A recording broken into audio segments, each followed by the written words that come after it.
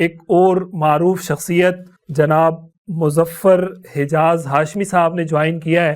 مجھے یہ بتائیے گا کہ اگر سماجی اور معاشرتی اعتبار سے ہم روزے کے فوائد کو دیکھنا چاہیں تو آپ کیا کہیں گے کہ سماجی طور پر روزے کے کیا فوائد ہو سکتے ہیں معاشرے پر؟ سماجی طور پر تو ایک جو بنیادی چیزیں سماجی اثرات وہ اتنے اچھے ہوتے ہیں کہ آپ کو سب سے پہلے تو ایک ماحول نظر آئے گا. پاکستان اللہ کا شکر ہے کہ ہم ایک ایسے ملک میں جہاں اسلامی نظام نہیں بھی ہے، لیکن ایک معاشرہ ایک ایسا معاشرہ ہے کہ جہاں نمازوں کے وقت پہ اذانیں ہوتی ہیں، لوگ مسجدوں کی طرف رخ کرتے ہیں.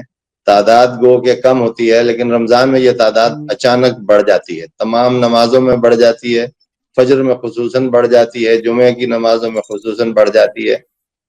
تو سماجی اثرات میں سب سے پہلا تو یہ ہوتا ہے کہ لوگوں کا رجحان دین کی طرف ہوتا ہے، اللہ سے لو لگانے کی طرف ہوتا ہے، مانگنا بھی اللہ ہی سے ہوتا ہے اور ملتا بھی وہیں سے ہے. تو ایک سماجی پہلو تو یہ ہوتا ہے. دوسرا یہ کہ لوگوں سے آپس میں میل ملاپ. آج کل کی دنیا ہو گئی ہے موبائل کی اور ڈیجیٹل میڈیا کی، تو لوگوں سے میل ملاپ بھی فون کے ذریعے ہوتا ہے. لیکن جب مساجد میں جاتے ہیں، تراویح کرنے جاتے ہیں، جمعے کی نماز میں جاتے ہیں، ان نمازوں میں جو آپس کا انٹریکشن ہوتا ہے اس سے لوگوں کے اخلاق پر بھی اچھا اثر پڑتا ہے، ملاقاتیں ہوتی ہیں، سماج میں ایک میل جول کا ماحول بنتا ہے. یہ دونوں چیزیں بڑی اہم ہیں کہ اگر ہم اپنی اس سماجی مصروفیت کو نکال دیں زندگی سے تو ہم بالکل ایک مشین بن جائیں گے.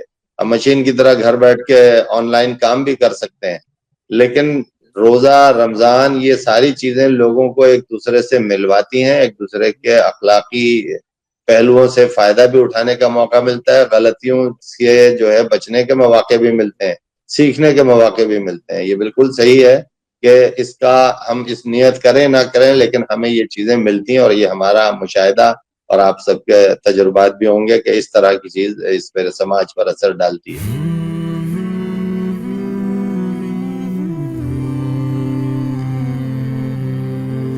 رمضان المبارک کی پر نور ساعتوں میں دیکھیے درسقرآن.com کے یوٹیوب اور فیس بک پر ہلال رمضان.